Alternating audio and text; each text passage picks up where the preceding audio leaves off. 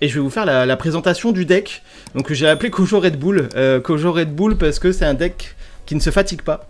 En fait, le but du deck, c'est vraiment qu'il se fatigue à aucun moment. Et en plus de ça, qui est un peu agressif, un peu comme la Red Bull. Voilà, vous avez compris l'idée, le jeu de mots.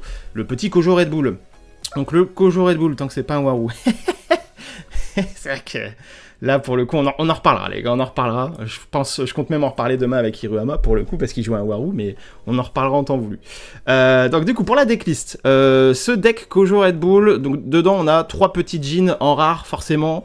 Très bon tour 1, avec un spike en terre, qui nous permet de ramper, en plus, en sortie de réserve, qui va se prendre un boost, potentiellement un deuxième boost si vous avez du havre, donc ça peut être aussi très agressif si vous jouez sur le biome terre. Donc les deux utilités au fait de ramper, bah forcément l'utilité de base c'est de jouer des cartes, enfin c'est d'avoir plus de mana que l'adversaire et du coup de jouer des cartes plus chères dans les tours suivants, ou de jouer plus de cartes que lui dans les tours suivants, ou alors tout simplement de ne pas mettre en mana les cartes que vous piocherez au tour d'après, les deux premières cartes que vous piochez, vous n'en mettez aucune en mana et vous revenez au même stade de mana que votre adversaire, c'est comme si vous aviez pioché. Donc ce petit jean est là dans cet esprit, c'est un très bon drop 1 pour commencer, et puis ça permet de ramper, soit pour garder la pioche au tour d'après, soit pour poser plus de cartes le tour d'après. Ensuite, on a 2 récupérateurs Axiom en rare. Voilà, c'est pareil, hein, c'est encore une fois pour le drop 1, pour rendre la main, pour faire du après vous, etc.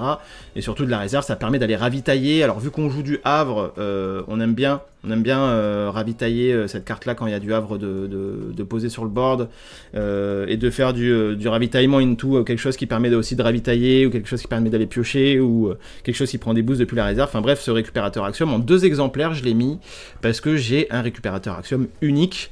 Donc vraiment, c'est dans l'esprit de ne pas s'essouffler, on va toujours ravitailler, on va toujours aller chercher des cartes depuis du deck pour les mettre en réserve. Alors, premier banger carte centrale du deck, je pense même que c'est une des cartes les plus fortes du deck. Pour le coup, en 3 exemplaires, c'est la Traceuse Bravos rare. Vraiment, à la base, quand j'ai fait ce deck-là, je l'avais qu'en 2 exemplaires et j'avais une commune.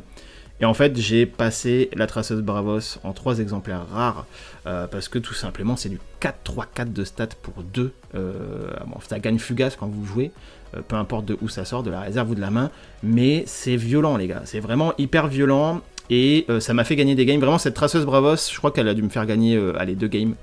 Rien que grâce à elle, 2 ou 3. Tout simplement parce que vous avez une carte qui bat en stats une guerrière de havre qui coûte 3. Et là, ça coûte 2. C'est magnifique. L'adversaire, il l'anticipe pas dans les plays. En fait, quand il vous reste 2 de mana, l'adversaire ne pense pas à cette Traceuse Bravos rare dans ses calculs. Il y pense pas, en tout cas pour l'instant. Pour l'instant, les mecs en face n'y pensaient pas. Et à chaque fois quand je leur sortais, ils étaient là en mode « Ah ouais, effectivement, ok, bon, GG ». Et franchement, ça m'a fait gagner des expéditions, cette Traceuse Bravos, vous imaginez pas à quel point.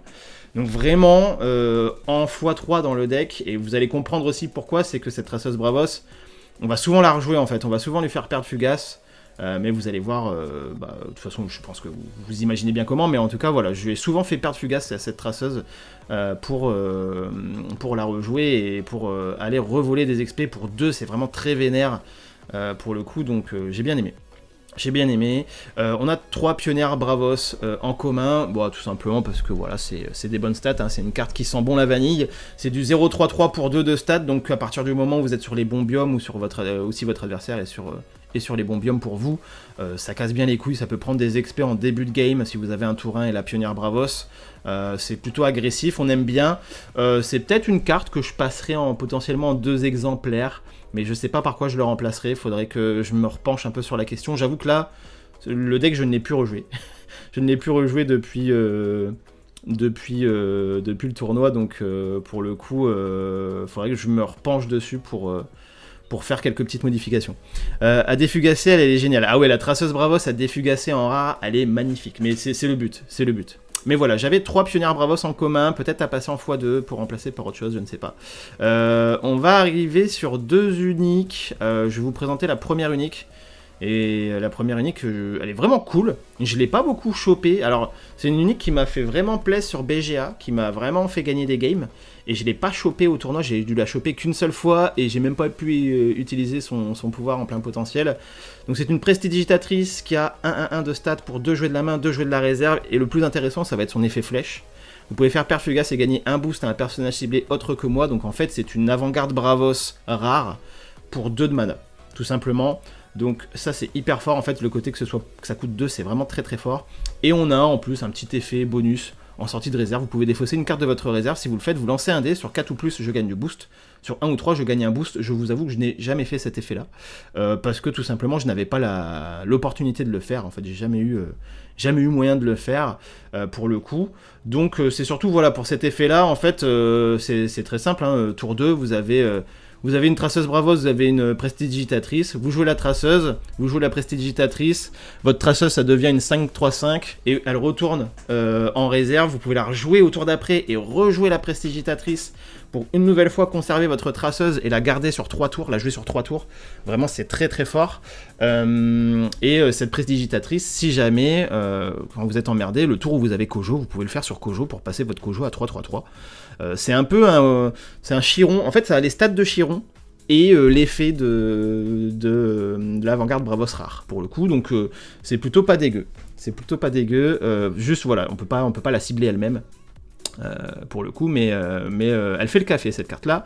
Deuxième carte unique, on est sur un récupérateur Axiom, plutôt pas dégueu aussi, que j'ai chopé sur Vinted juste avant le tournoi. Il me manquait une troisième unique et je suis allé choper ce récupérateur Axiom. C'est un peu la Ozma de Bravos si vous voulez, parce que ça a les mêmes stats, c'est 2 jouets de la main, 2 jouets de la réserve. En termes de stats on est sur du 1-2-1, un effet flèche qui dit ravitailler, donc ça c'est cool.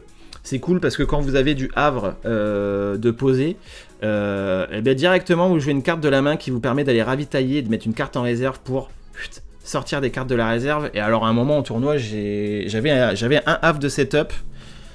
J'ai joué récupérateur Axiom de ma main, il m'a ravitaillé un récupérateur Axiom rare que j'ai rejoué, into une autre carte que j'ai pu rejouer derrière, c'était goldé, vraiment ça m'a fait le café. Quand ça sort comme ça c'est hyper agréable, mais dans tous les cas ça peut aller vous chercher une carte qui est plutôt cool à rejouer depuis la réserve, ce récupérateur Axiom, donc même en sortie de réserve il va de nouveau ravitailler, et il a un petit effet bonus qui vous permet de défausser une carte de votre réserve pour faire gagner de boost à un perso dans l'expédition dans laquelle il ne se trouve pas. Donc ça peut se faire sur votre Bouddha, ça peut se faire sur un autre perso pour le coup, quand vous ravitaillez quelque chose qui vous intéresse pas forcément pour ce tour-ci et que vous avez une réserve qui est beaucoup trop fournie, que vous allez forcément défausser une carte à la fin du tour, bah voilà, vous pouvez en sortie de réserve faire d'abord l'effet de ravitaillement, voir ce que vous avez en réserve, et puis défausser une des cartes pour faire gagner de boost à votre Bouddha ou autre. Donc vraiment pas dégueu, ce récupérateur Axiom, il était plutôt agréable. Donc voilà, on a des cartes qui font ramper, on a des cartes qui ravitaillent, on a des cartes qui font perdre fugace, on a d'autres cartes qui ravitaillent, vraiment dans le but de pas s'essouffler, d'avoir un deck qui reste plutôt stable, et d'avoir toujours des ressources. Avant-garde Bravos en 3 exemplaires en commune, l'effet flèche, alors déjà c'est des bonnes stats, 4-2-2 pour 3, c'est plutôt pas dégueu, on a un spike en plante qui est pas dégueulasse, et on a l'effet flèche qui fait perdre fugace à un autre personnage ciblé, potentiellement, bah voilà, la traceuse Bravos qu'on aime bien, on peut faire perdre fugace aussi au puissant Jean, hein, ça marche très bien, mais ça on en reviendra après, mais voilà, cette avant-garde Bravos qui est pas dégueu, je l'ai pas souvent utilisé, je vous avoue que c'est souvent un orbe de mana, en tout cas dans le tournoi, ça a souvent été un orbe de mana, donc peut-être à passer en 2 exemplaires, voire en 1, mais encore c'est pareil, tu vois, qu'est-ce que tu joues comme commune derrière? C'est ça la question, en fait, il n'y a pas d'autres communes qui sont intéressantes pour optimiser le deck, donc du coup, je me suis dit peut-être jouer 3 Tomoe, mais je sais pas, à voir. En tout cas, voilà, c'est dans l'idée où je chope pas mon unique et où je chope pas les mains tendues, je me dis au pire j'ai une avant-garde qui peut défugasser la traceuse en un peu plus mid-late game, et c'est pas dégueu. C'est pas dégueu, forcément on a 3 videuses Bravos pour aller saboter, ça je vous apprends rien, voilà, ça gagne du boost en sortie de réserve, c'est de la videuse. J'ai mis une guerrière de Havre en commun, et une guerrière de Havre en rare. En fait à la base j'avais 3 Tomoe, donc là on arrive sur les gros body, hein. J'avais 3 Tomoe à la base, et j'avais pas de guerrière de Havre commune, j'avais qu'une guerrière de Havre en rare. Et je me suis dit que j'allais passer à 2 Tomoe, parce que Tomoe, des moments, ça pouvait être des briques quand même en début, quand tu ravitailles une Tomoe, que t'es tour 2 ou tour 3, ou que tu pioches de la Tomoe, etc. en début de tour, bon, C'est toujours un peu relou. Alors oui, ça part en orbe de mana, mais t'aurais préféré aller choper d'autres trucs, peut-être la guerrière de Havre, justement, que tu peux jouer immédiatement. Donc j'ai réduit Tomoe à 2 exemplaires, parce que pour la stabilité du deck, en fait, et pour le biome plante, j'ai préféré voilà, mettre une guerrière de Havre en commune.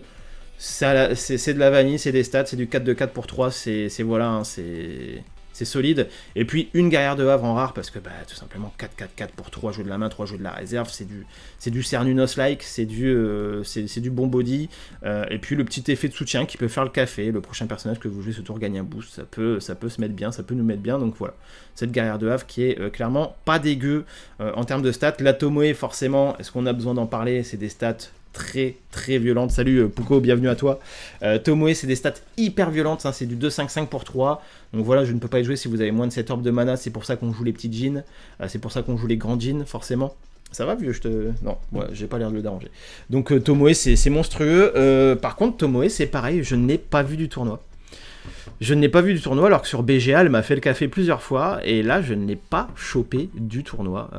Pour le coup, il me semble pas que je l'ai sorti contre quelqu'un, donc peut-être le fait de l'avoir mis en 2 exemplaires. Mais ça s'est pas pour autant mal passé. Enfin, on a 3 puissants jeans en rare, qui est la 2e star du deck, hein, pour le coup. Je pense que c'est obligatoire dans Kojo de jouer ces puissants jeans. Qui sont vraiment très forts, c'est du 4 jeux de la main, 3 jeux de la réserve, 4-4-0 de stats, on connaît, si je quitte la zone d'expédition, vous pouvez me mettre dans votre zone de mana, si vous le faites pas, vous piochez une carte, donc c'est un moteur de pioche.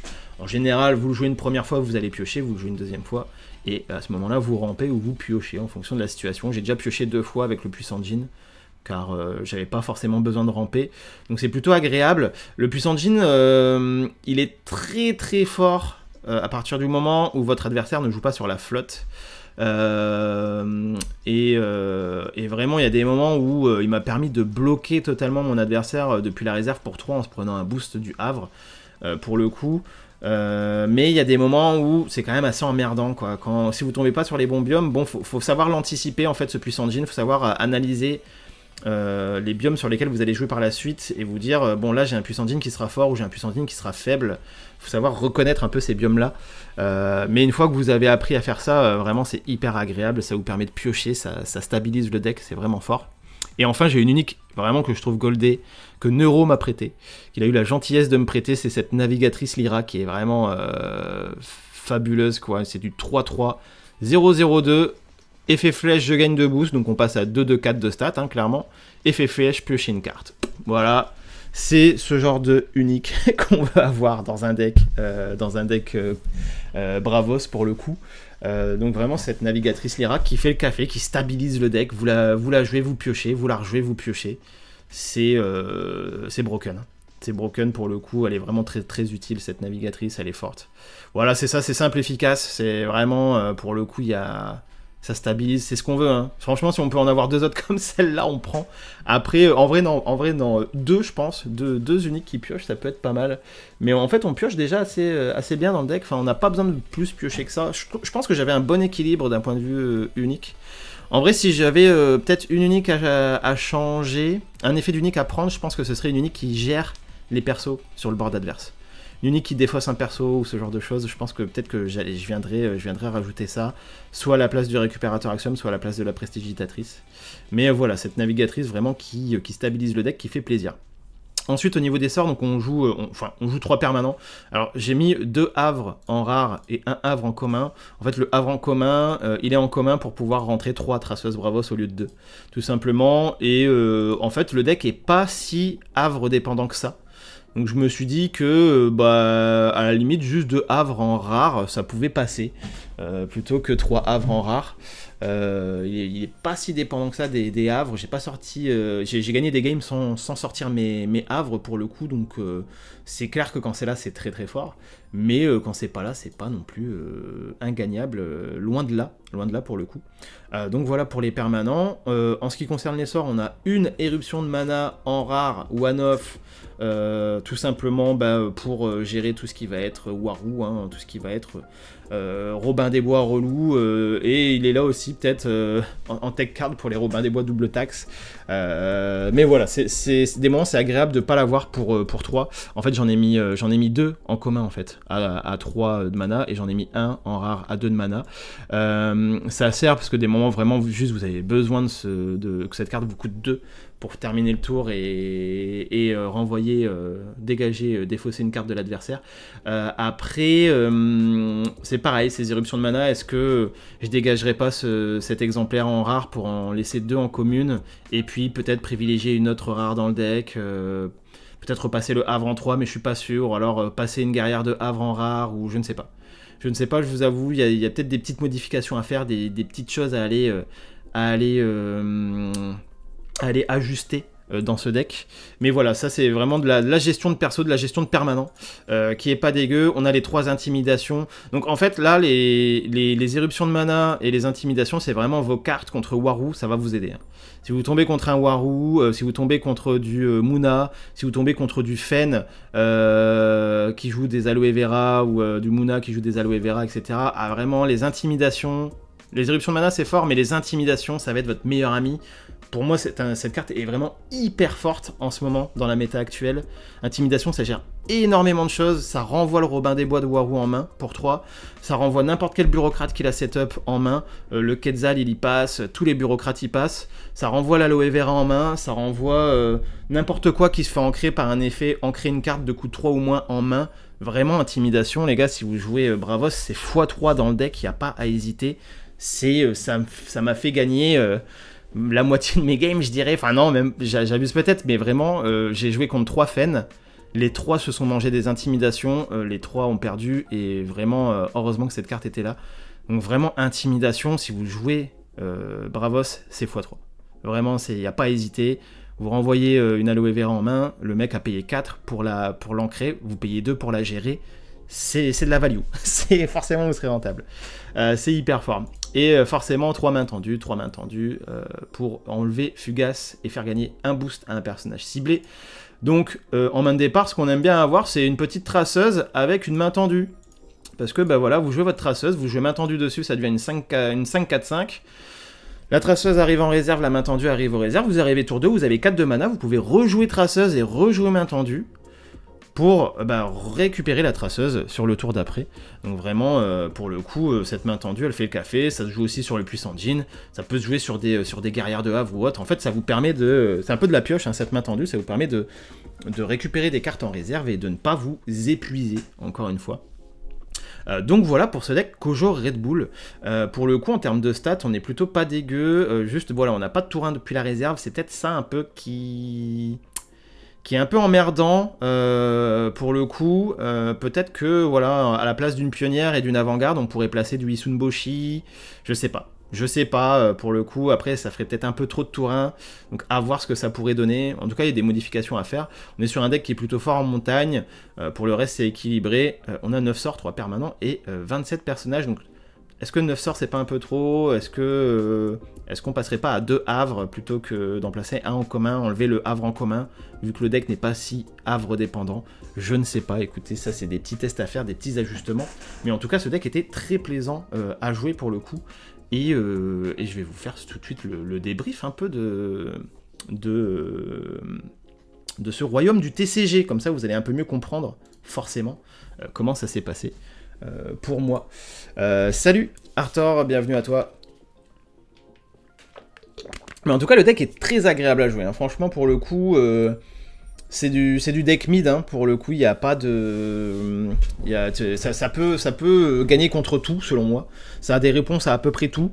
Il n'y a pas de combo particulier. Enfin, il y a des petites boucles. Oui, Traceuse Bravos, Prestidigitatrice, Traceuse Bravos, main tendue.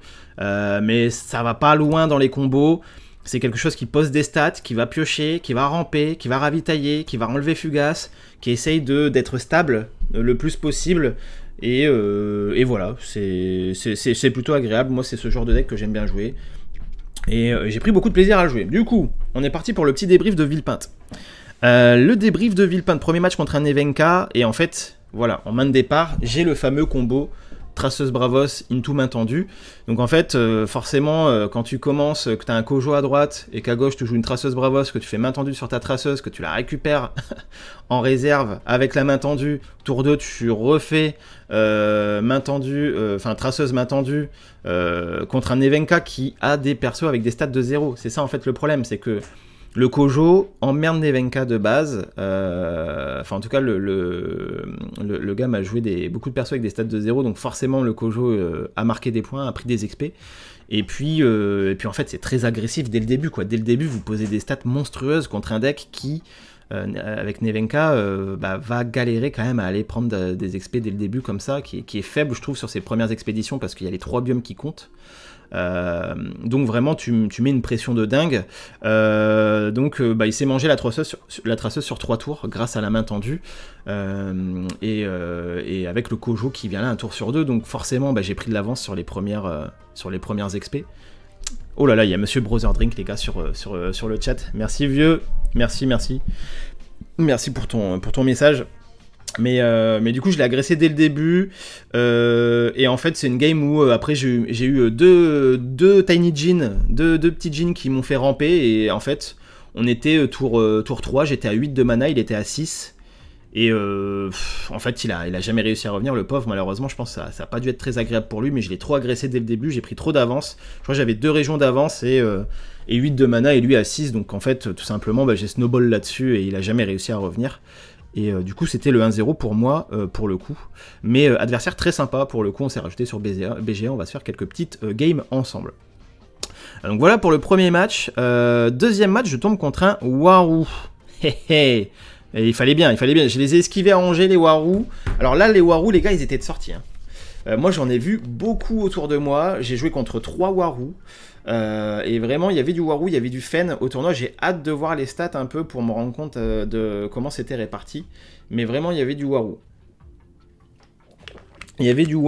La partie était très très tendue.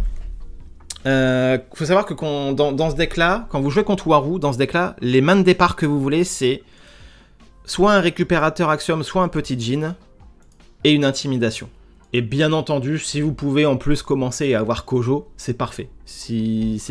Vraiment, le setup parfait avec ce deck-là contre Waru, c'est vous êtes premier joueur, vous avez votre Kojo, votre Bouddha, pardon, pas votre Kojo, mais votre Bouddha. Et vous avez soit le récupérateur, soit le petit Jin, et une intimidation. Et là, vous êtes dans le setup parfait, vous êtes dans les bonnes dispositions pour gagner contre Waru, pour le coup. Donc c'est pas le setup que j'ai eu. Moi, le setup que j'ai eu, c'est... j'ai commencé, j'ai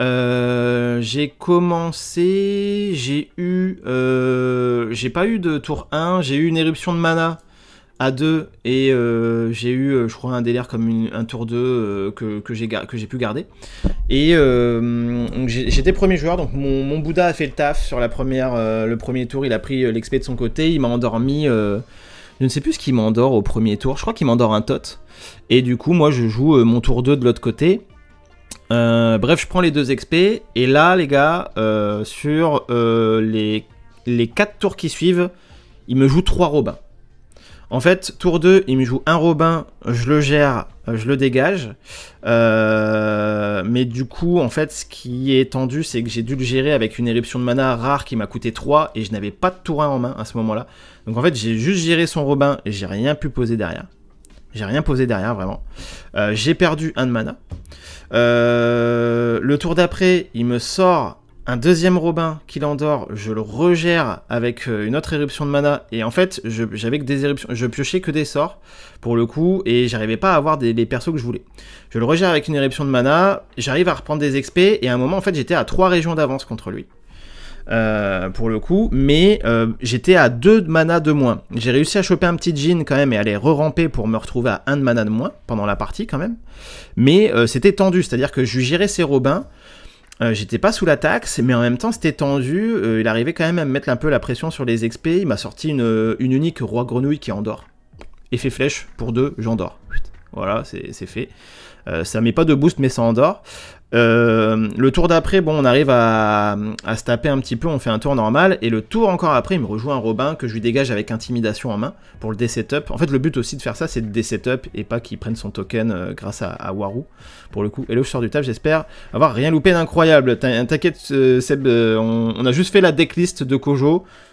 Dans le pire des cas, tu la vois, elle est devant toi, je vais la remontrer, et puis il y aura la rediff sur YouTube pour la decklist, il n'y a pas de galère, tu n'as rien raté. Mais voilà, j'ai essayé de le D-setup au maximum, mais il arrivait toujours à avoir ce petit roi grenouille à 1 pour venir sur setup derrière, ou à réendormir une carte qu'il avait déjà posée au tour d'avant, etc. Donc vraiment c'était très tendu, et à la fin on est dans un setup où j'ai besoin d'avancer sur les 2 XP, et lui n'a besoin d'avancer que sur une XP pour gagner. Moi j'ai mon Bouddha d'un côté qui gagne son XP, et en fait je vois qu'il full d'un côté. Donc du coup je full de ce côté-là, j'arrive à piocher, j'arrive à poser une guerrière de Havre, une traceuse Bravos, et en fait il me finit avec un marchand de sable. Il me finit avec un marchand de sable qui m'endort ma traceuse Bravos et du coup qui lui permet d'avancer. Donc GG à lui, il a vraiment bien joué pour le coup. Est-ce que j'ai fait des misplays sur cette partie-là? Je sais pas. En fait, je me dis, est-ce que j'aurais dû vivre sous la taxe à un moment et juste ne pas gérer un des Robins? Mais avec du recul, je me dis que non, parce que ça aurait fini par une situation où je me mangerais une double taxe. En fait, il m'a joué vraiment sur 4 tours, il m'a joué 3 Robins. Je lui défausse un Robin, je lui défausse le deuxième Robin le tour d'après, et 2 tours après, il me rejoue un Robin que je lui renvoie en main, et vraiment tu te dis, bon bah en fait tu te serais mangé une double taxe à un moment donné, donc ça aurait été difficile pour le coup. Hello super pour la rediff, merci, pas de soucis, Trivmi. Donc j'ai perdu 1-1 comme à Angers. À Angers j'ai gagné mon premier match, j'ai perdu mon deuxième match. Donc du coup je me suis dit la malédiction, bordel de merde, la malédiction. Mais partie très tendue, franchement ça s'est joué à peu. Je pense que si j'avais je sais pas, un meilleur setup de départ ou peut-être, j'avoue que j'ai galéré à piocher des persos sur cette game là, ce que je n'ai pas galéré à faire sur d'autres parties. Donc c'était un peu difficile pour moi. J'ai pas eu trop de pioches, j'ai pas chopé mes cartes de pioche, j'ai pas chopé mes cartes de ravitaillement, donc c'était tendu. C'était tendu, mais voilà. On est passé à autre chose assez rapidement. Match 3 contre un Bazira. Donc un Bazira contre une joueuse qui était plutôt sympa, qui avait des uniques, à ma sortie c'est 3 uniques dans la partie, mais c'était des uniques voilà, qui rentraient bien dans Bazira, mais qui n'étaient pas hyper broken, heureusement pour moi. Du coup ça s'est plutôt bien passé. Je sais plus comment je l'ai géré cette Bazira. Ah oui, j'ai eu 3 videuses. Dans la partie, j'ai eu mes 3 videuses contre cette Bazira. Et donc, en fait, oui, je l'ai épuisée. J'ai fait en sorte de l'épuiser. Elle me jouait des cartes. Elle m'a sorti 2 danseuses de l'âme Bravos, je crois. Elle me jouait des cartes qui retournaient en réserve et qui avaient aguerri. Et en fait, j'ai joué 3 videuses. Je lui ai saboté 3 cartes. Et en fait, elle a pas pioché. Donc, au bout d'un moment... on arrive en late game où moi j'ai 4 cartes en main, j'ai 2 cartes en réserve, et où elle a 2 cartes en main, une carte en réserve, et forcément tu commences à connaître un peu l'issue du match. Malheureusement pour elle, tu te dis bon, t'es plutôt confiant. On a fait du 1 pour 1 pendant longtemps, et il y a un tour où voilà, on a fait du 1 pour 1 sur 2 tours, et en fait 2 tours d'affilée j'ai réussi à faire 2-1, et je lui ai pris la game comme ça, et du coup j'étais étonné de voir du Bazira. Mais j'avoue que les 3 videuses ont clairement fait le café. Pour le coup, j'ai eu de la chance. Et c'était bien cool. Donc je suis parti en 2-1 à partir de là.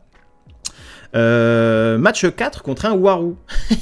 En fait, le match 4, je sais plus, j'arrive pour m'asseoir et il y a des gars qui parlent au tournoi, parlent de Warou et tout. Je fais ah ouais, moi j'ai perdu mon deuxième match contre un Warou. Et d'ailleurs, c'est un abonné, je le salue, je sais plus comment il s'appelle, putain, j'ai pas retenu les noms, mais en tout cas, voilà, il se reconnaîtra. C'est un Warou qui me dit, il me montre pas son deck et il fait ah ouais, non, ils sont pas cool les Warou. Je fais ah ouais, non, c'est relou de jouer contre. Et il me sort un Warou, je fais je m'en doutais, le salaud, le salaud. Mais du coup, il était très très sympa. C'est un abonné, donc écoute, si tu te reconnais, bah salut à toi. Hein. Si tu regardes la rediff ou si tu es sur ce live, je te passe le coucou.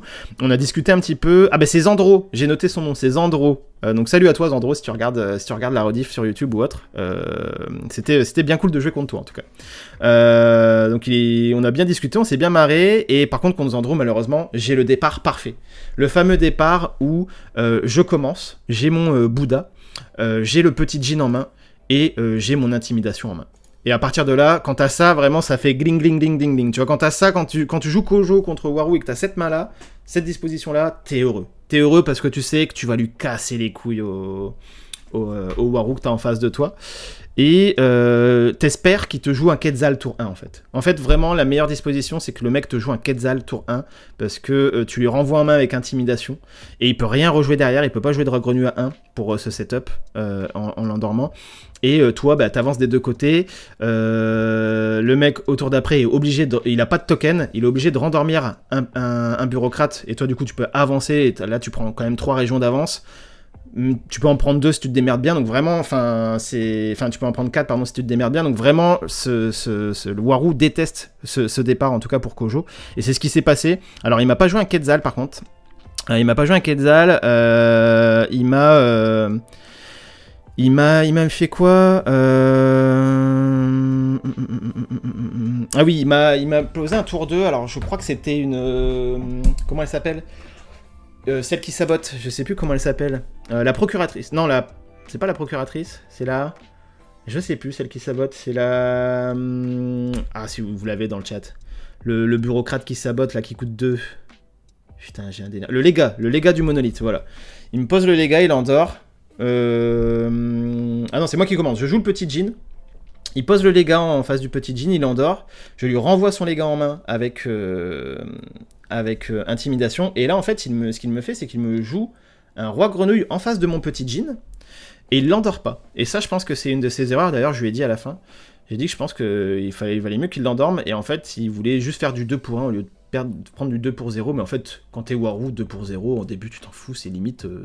C'est limite si tu fais pas 2 pour 0, si tu perds pas 2-0 les premières expeds quand t'es Waru, limite les autres Waru te regardent un peu chelou, genre en mode ouais il est bizarre lui, comment ça se fait.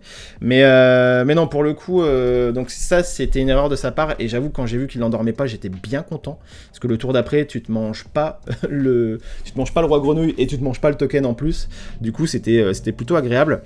Donc on a fait du 2-1 au premier tour et en fait ce qui s'est passé c'est que dans la partie j'ai repioché une intimidation et j'ai repioché l'éruption de mana en rare pour 2 et du coup il a jamais, j'ai toujours emmerdé dès qu'il a voulu setup, je le dé-setup et tout, je l'ai toujours emmerdé en fait, j'ai toujours fait en sorte qu'il n'arrive pas à setup. Et quand c'est comme ça, le Waru malheureusement il le vit très mal quand vous arrivez à dé-setup le Waru chaque tour. Pour revenir derrière, c'est très compliqué, il n'arrive pas à piocher, il n'arrive pas à vous saboter, il n'y arrive pas, et à la fin en fait de la partie, il a dû poser ses bureaucrates sans les endormir, parce qu'en fait j'avais trop d'avance, voilà, il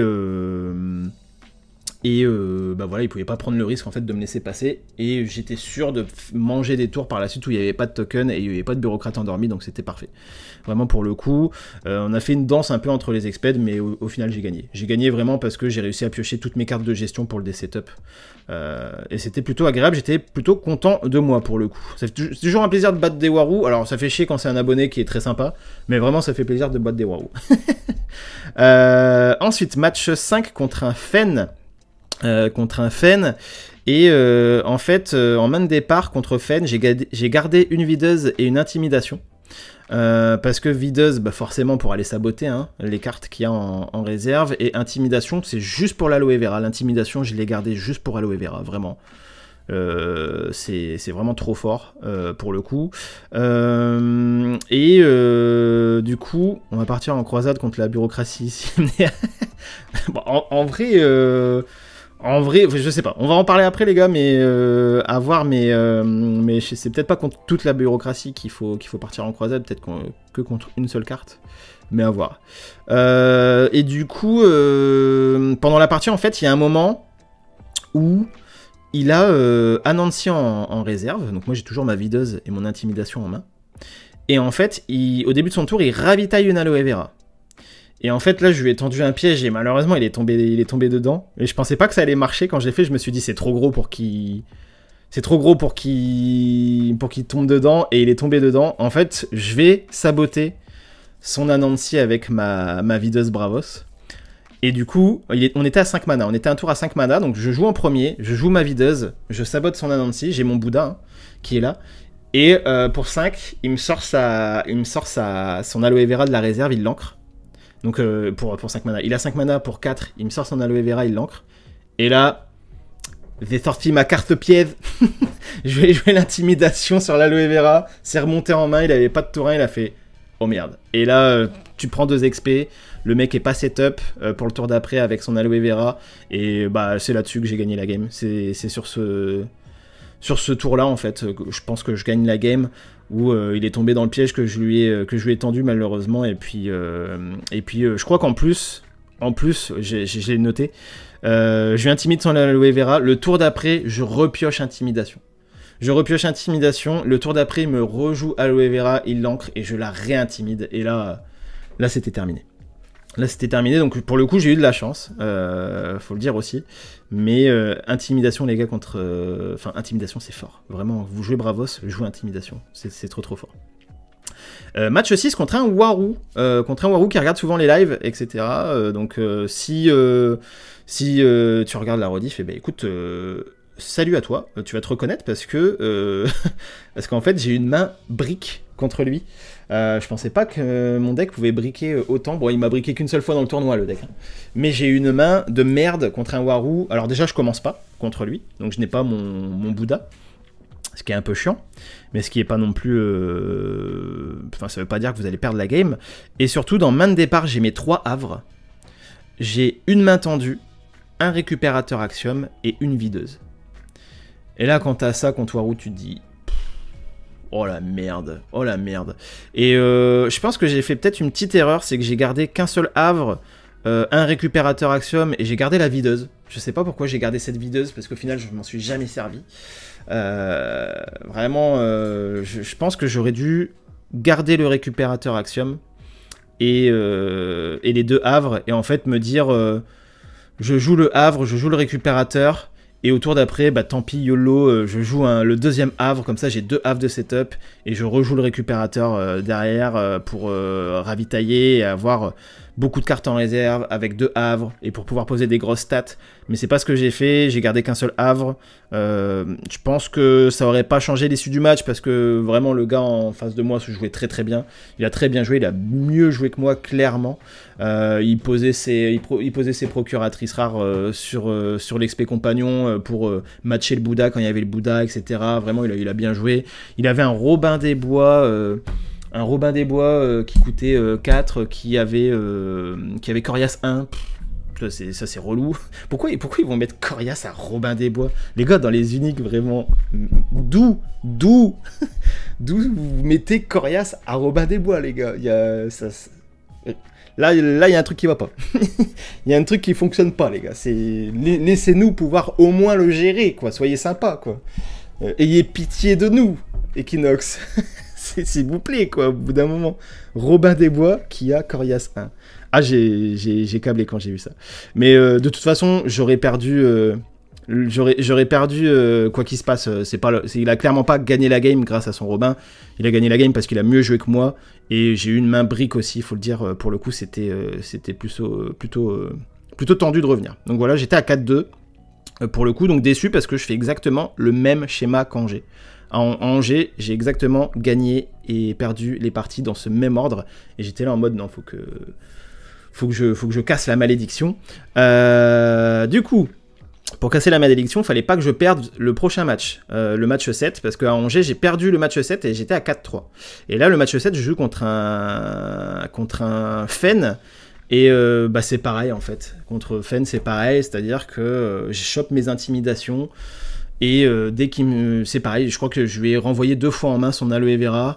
J'ai été hyper agressif avec mes traceuses Bravos qui lui ont pris des XP à des moments où il s'y attendait pas, il l'avait pas anticipé. Faut savoir que le mec en face te joue Hathor, tu lui joues traceuse Bravos, bon bah voilà, à aucun moment Hathor peut rivaliser en tour 2 face à la traceuse Bravos.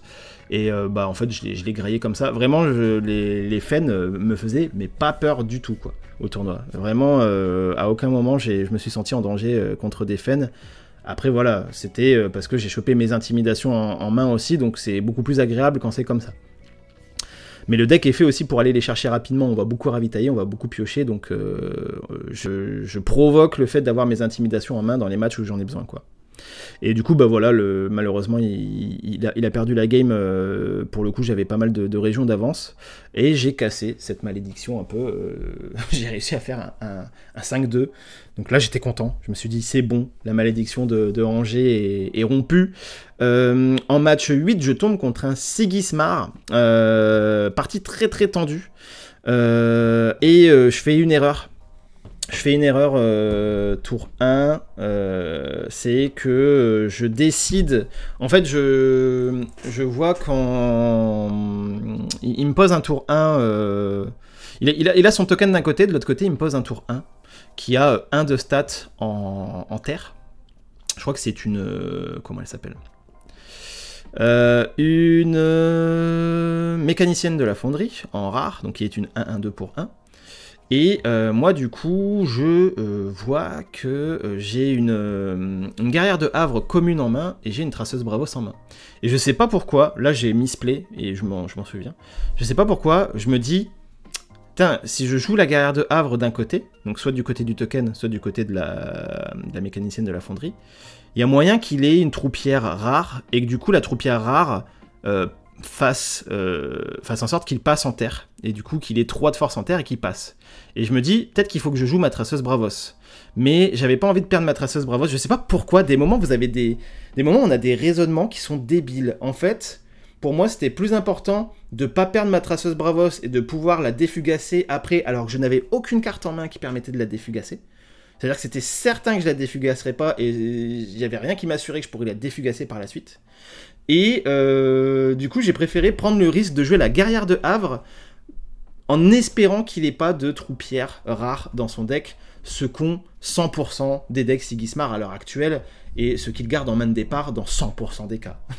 Donc là, clairement, je sais pas pourquoi, mais en plus, la réflexion est débile, quoi. À aucun moment... Tu prends cette décision-là, mais je l'ai prise. J'ai joué ma guerrière de Havre et il m'a puni. Il a joué sa troupière et du coup, il a pris ce 1 d'XP d'avance que j'ai mangé tout le long et qui m'a fait perdre à la fin. Alors à la fin, il y a eu un petit suspense. Bon, la partie était bien tendue parce que je crois qu'à un moment, j'arrive à rattraper l'expédition de retard que j'ai. J'arrive à réégaliser. J'arrive quand même à... C'était une partie où on se rendait quand même coup pour coup. Il y avait du répondant. C'était vraiment très très tendu. Et en fait, à la fin, on est sur le tour où on a 8 de mana. On a 8 de mana et je sais plus exactement, je connais plus exactement la disposition des biomes. Mais j'ai mon Bouddha d'un côté. Lui, il a son token de l'autre. Et lui, il a une expédition de gagner. Je suis à 2 expéditions de gagner. 2 régions, ouais. Et, enfin, 2 expéditions. Et du coup, on est tour 8. Enfin, on est 8 de mana.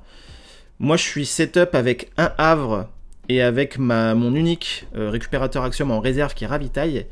Et lui, ce qu'il fait, c'est qu'il joue un monolithe pour 5. Et en fait, en réserve, il a un Ratatosk rare qui fait que, pour 3, je sais très bien qu'il va me sortir de sa réserve son Ratatosk rare et qu'il va me sortir du 6-6-6 de stat d'un côté, pour le coup. Et j'ai rien pour le saboter, malheureusement. Donc il a pris des risques lui aussi, hein. Du coup pour le coup ce tour-ci, il a vraiment pris un risque parce que j'aurais pu avoir la carte qui permettait de le saboter. Et en fait, bah, il aurait juste posé un monolithe, il lui restait 3, donc je sais pas comment il aurait pu s'en sortir, peut-être qu'il avait d'autres solutions, mais en tout cas c'était plutôt tendu. Et là, j'ai fait mes calculs, je fais bon, s'il a 7-7-7 là, 7-7-7 là, donc du coup forcément j'ai dû jouer une carte à 2 pour voir un peu de quel côté il allait jouer. Il a joué du côté de son token, donc il m'a joué son Ratatos qui du côté du token, donc il était à 7-7-7, il n'avait plus de mana. Moi il me restait 6 de mana. Et du coup, j'ai fait mes calculs, je pouvais pas le battre sur ce que j'anticipais. La seule solution de le battre, c'était de jouer le deuxième havre que j'avais en main pour ravitailler. Et il fallait à tout prix que je ravitaille une traceuse Bravos. En fait, si je ravitaillais une traceuse Bravos dans mon tour, je gagnais. Si je la ravitaillais pas, c'est lui qui gagnait. Dans les calculs que j'avais fait, il me restait 6 de mana. J'avais un havre en main et j'avais mon unique en réserve récupérateur Axiom qui me permet de ravitailler en effet flèche. Du coup, je me dis, bon, j'ai 2 ravitaillements dans mon tour, et il faut que je chope une traceuse Bravos, sachant qu'il y en avait déjà une qui était passée, pour le battre. Et j'ai pris ce risque, j'ai ravitaillé, j'ai joué mon premier havre, j'ai ravitaillé un petit djinn, j'ai fait les calculs, ça passait pas. Il y a un biome sur lequel ça passait pas et ça le faisait pas. Et à la fin, je lui dis, bah là, vieux, tout se joue là-dessus, c'est soit je ravitaille une carte en particulier et je gagne, soit c'est toi qui gagne. Et il était là en mode, bon bah allez, let's go. Et du coup, j'ai joué le récupérateur Axiom et malheureusement, j'ai re-ravitaillé un petit djinn pour le coup, et ça n'aurait pas suffi, ça n'a pas suffi, même avec les 2 boosts du Havre, à aller chercher ce 7-7-7 de stats. Donc bien joué à lui, il a gagné. Je pense que si j'avais joué ma traceuse T1 au lieu de ma guerrière de Havre, ça se serait pas passé comme ça. En tout cas, il aurait peut-être pas gagné, on serait allé au tie-break, je pense. Donc clairement là, c'est de ma faute, je sais pourquoi j'ai perdu, j'ai fait une bourde, et c'est bien rageant. Hein. Quand vous savez que c'est une erreur vraiment de merde quoi, que vous faites, c'est vraiment bien rageant.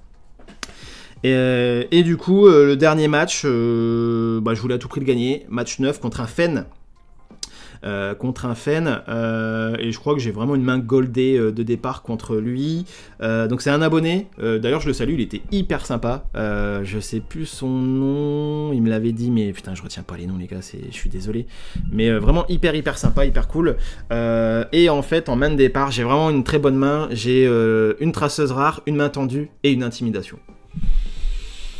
Vraiment quand vous avez 100 mains de départ dans ce deck là contre une Fen, oh, vous êtes bien quoi.